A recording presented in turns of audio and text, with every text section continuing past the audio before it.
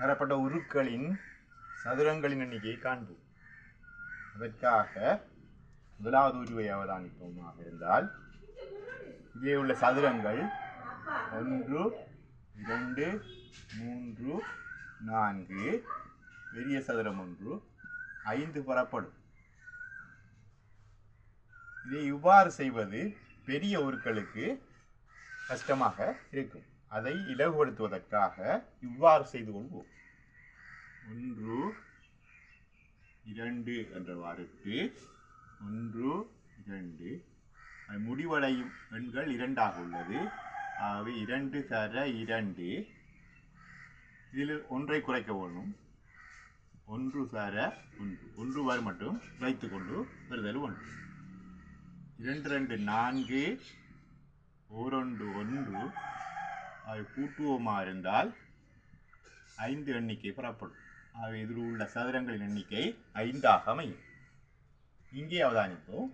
இதில் உள்ள சதுரங்களின் எண்ணிக்கை 1 2 3, 1 2 3 அவை 3 முடிவடைந்துள்ளது. அவை 3 தர 3, ஒன்றை குறைப்போம். 2 தர 2, ஒன்றை குறைப்போம். 1 தர 1. மொத்த எண்ணிக்கையை காண்போம்.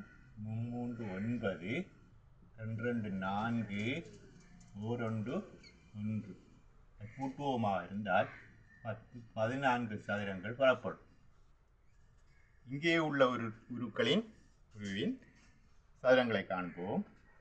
1 2 3 4 5 அவ்வாறே 1 2 3 4 5 எண்ணிக்கையை காண்போம்.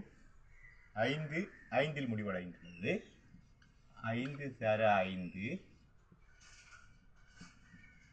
ஒன்றை குறைப்போம். 4 தர 4, ஒன்றை குறைப்போம். 3 தர 3, ஒன்றை குறைப்போம். 2 தர 2, ஒன்றை குறைப்போம். 1 தர 1 எண்ணிக்கையை காண்போம். 5 25, 16, 3 9, 2 4, 1 1 கூட்டுவோமாக இருந்தால் 6 11 20 25 5 போட்டால் 2 மீதி 2 2 4 3 5. அவை தரப்பட்ட இந்த உருவில் 55 சதுரங்கள் உள்ளன. நன்றி.